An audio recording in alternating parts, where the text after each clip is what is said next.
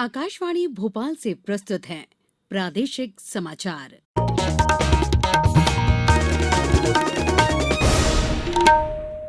नमस्कार, समाचारों के साथ मैं पूर्वा त्रिवेदी। पहले एक अपील। भारत ने कोविड टीकाकरण अभियान के अंतर्गत 100 करोड़ टीके लगाने का लक्ष्य हासिल कर लिया है। इस महत्वपूर्ण कार्य में योगदान करने वाले चिकित्सकों, नर्सों और अन्य स्वास्थ्य कर्मियों का आकाशवाणी अभिनंदन करता है। इसके साथ ही हम आपको सतर्क भी करना चाहते हैं कि कोविड अभी समाप्त नहीं हुआ है।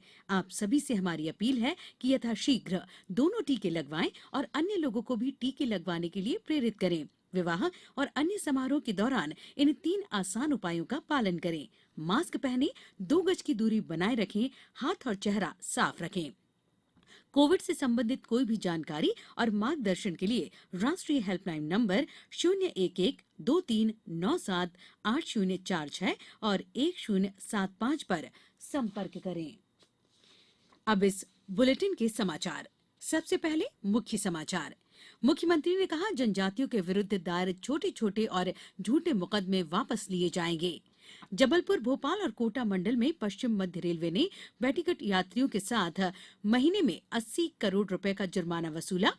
देश में 1 अरब 17 करोड़ 54 लाख से अधिक कोविड रोधी टीके लगाए गए और इंडोनेशिया के बाली में आज से शुरू हो रही इंडोनेशिया ओपन बैडमिंटन प्रतियोगिता में विश्व चैंपियन पीवी सिंधु सहित सभी भारतीय खिलाड़ी अपनी चुनौती पेश करेंगे। अब समाचार विस्तार से। जनजातियों के विरुद्ध दायर छोटे-छोटे और झूठे मुकदमे वापस लिए जाएंगे। ये बात मुख्यमंत्री शिवराज सिंह चौहान ने कल मंडला में जनजातीय गौरव दिवस सप्ताह के समापन कार्यक्रम में कही। उन्होंने कहा कि इस वर्ष 20 अगस्त तक जनजातीय समुदाय को निजी साहूकारों द्वारा अधिक ब्याज दर पर दिए गए ऋण समाप्त हो जाएंगे। हर गांव में 4 ग्रामीण इंजीनियर नियुक्त किए जाएंगे जो जनजातीय समाज के होंगे। पुलिस एवं सेना की भर्ती के लिए जनजातीय युवाओं को प्रशिक्षण दिलवाया जाएगा।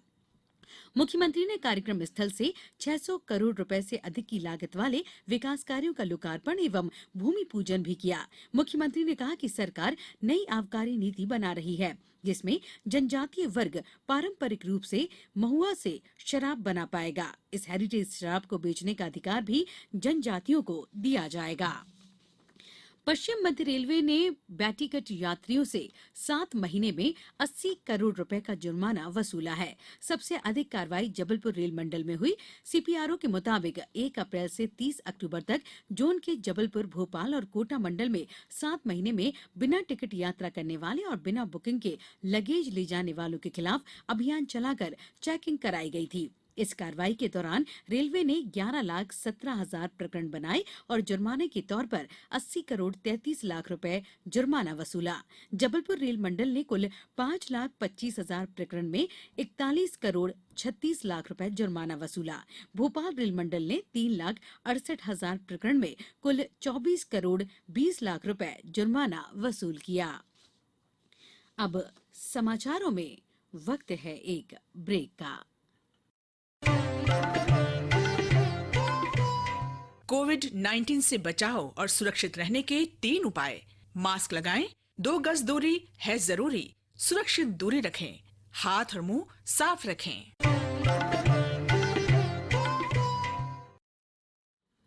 ब्रेक के बाद समाचारों में एक बार फिर आपका स्वागत है।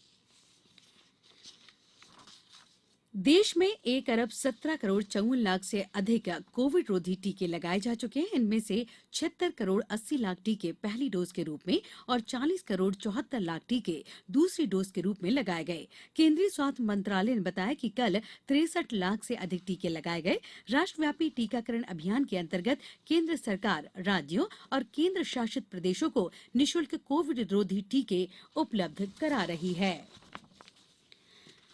दूरदर्शन के एक टीवी शो और आकाशवाणी के रेडियो शो को हाल में मलेशिया के कुआलालंपुर में आयोजित ABU UNESCO peace media award 2021 में कई पुरस्कार मिले हैं। आकाशवाणी के कार्यक्रम living on the edge the coastal life ने प्रकृति के साथ नैतिक और सतत संबंध श्रेणी में पुरस्कार प्रदान किया है।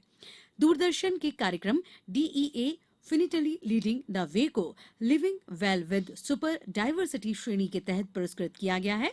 आकाशवाणी की श्रृंखला living on the edge the coastal life Visakhapatnam में समुद्र तट पर रहने वाले मछुआरा समुदायों के जीवन की खोज करती है। पुरस्कार वितरण समारोह इस महीने की 17 तारीख को मलेशिया के कुआलालंपुर में आयोजित किया गया था। बाली में आज से शुरू हो रही इंडोनेशिया ओपन बैडमिंटन प्रतियोगिता में विश्व चैंपियन पीवी सिंधु और दुनिया के पूर्व नंबर 1 खिलाड़ी किदाम्बी श्रीकांत भारतीय चुनौती की अगुवाई करेंगे।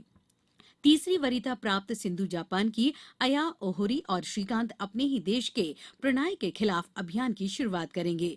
दुनिया के 16वें नंबर के खिलाड़ी बी साई प्रणीत शुरुआती दौर में फ्रांस के तोमा जूनियर पोपोव से मुकाबला करेंगे। लक्ष्य सेन का सामना पहले मैच में शीर्ष वरीयता प्राप्त और 2 बार के विश्व चैंपियन किंतो मोमोता से होगा, जबकि पारुपल्ली कश्यप सिंगापुर के लोह कीन येव के साथ खेलेंगे। प्रतियोगिता में भाग ले रहे अन्य भारतीय खिलाड़ियों में छठी वरीयता प्राप्त पुरुष doubles team Satwik Sairaj recce Reddy और चिराग शेट्टी को पहले दौर में बाई मिली है, जबकि एमआर अर्जुन और ध्रुव कपिला का सामना कोरिया के चोई सोगल्यू और किम वॉन से होगा। महिलाओं की डबल्स में अश्विनी पोनप्पा और एन सिक्की रेड्डी 5वीं वरीयता प्राप्त बुल्गारिया की गैवरिएला स्टोएवा और स्टेफनी स्टोएवा का सामना करेंगी। मिक्स्ड डबल्स में अश्विनी और बी सुमित रेड्डी का तथा सिक्की रेड्डी और कपिला की जोड़ी मैदान में उतरेगी। इसी स्पर्धा में जूही देवांगन और वेंकट गुरु प्रसाद की जोड़ी भी अपनी चुनौती रखेगी। प्रधानमंत्री नरेंद्र मोदी इस महीने की 28 तारीख को आकाशवाणी से मन की बात कार्यक्रम में अपने विचार साझा करेंगे। ये इस मासिक रेडियो कार्यक्रम की 83वीं कड़ी होगी। प्रधानमंत्री ने कार्यक्रम के लिए लोगों से अपने विचार और सुझाव देने को कहा है। श्री मोदी ने एक ट्वीट में कहा कि वे इस महीने मन की बात कार्यक्रम के लिए लोगों से संभावित विषयों पर सुझाव चाहते हैं। उन्होंने माईजीओवी और नमो ऐप पर सुझाव भेजने या अपने संदेश रिकॉर्ड करने का आग्रह किया है। विज्ञान और प्रौद्योगिकी मंत्री डॉक्टर जितेंद्र सिंह ने विज्ञान और औद्योगिक अनुसंधान परिषद CSIR के जिज्ञासा कार्यक्रम के अंतर्गत बच्चों के लिए भारत की पहली वर्चुअल विज्ञान प्रयोगशाला का शुभारंभ किया। इस कार्यक्रम के माध्यम से विद्यार्थी देश के वैज्ञानिकों के साथ भी जुड़ पाएंगे। डॉक्टर सिंह ने कहा कि वर्चुअल प्रयोगशाला का मुख्य उद्देश्य गुणवत्तापूर्ण शोध और ऑनलाइन माध्यम से विद्यार्थियों के लिए नई अध्यापन व्यवस्था उपलब्ध कराना है। अब कुछ समाचार संक्षेप में। किसान कल्याण तथा कृषि विकास मंत्री कमल पटेल ने कहा कि बिजली उपभोक्ता समाधान योजना का लाभ लेते हुए अपने लंबित बिलों के भुगतान में बड़ी राहत प्राप्त कर सकते हैं। प्रदेश में जल्द ही सभी विद्यालयों की 1ली से 12वीं तक की सभी कक्षाएं 100% क्षमता के साथ प्रारंभ की जाएंगी। स्कूल शिक्षा विभाग ने कोविड-19 में आई कमी को देखते हुए यह निर्णय लिया है। रायसेन में स्वास्थ्य मंत्री डॉक्टर प्रभुराम चौधरी ने कल आयोजित कार्यक्रम में उज्ज्वला योजना के हितग्राहियों को निःशुल्क गैस चूल्हा कनेक्शन सहित अन्य सामग्री वितरित की। उस्ताद अलाउद्दीन खान संगीत एवं कला अकादमी ने वर्ष 2022 मध्य प्रदेश राज्य रूपंकर कला पुरस्कार प्रदर्शनी के लिए 15 फरवरी तक कलाकृतियां आमंत्रित की हैं। पन्ना के ब्रिजपुर थाना परिसर में खनिज साधन एवं श्रम मंत्री श्री बृजेंद्र प्रताप सिंह ने ई लाइब्रेरी का लोकार्पण किया और खरगोन में कल स्कूल जा रही छात्राओं को ले जा रहा वाहन दुर्घटनाग्रस्त हो गया, जिसमें एक छात्रा की मृत्यु हो गई और 4 अन्य छात्राएं घायल हो गईं। वाहन जब्त कर पुलिस ने वाहन चालक को हिरासत में ले लिया है। इस बुलेटिन के अंत में फिलहाल इतना ही। अंत में एक अपील, मास्क और 2 गज की दूरी, हाथ धोना भी है जरूरी। नमस्कार।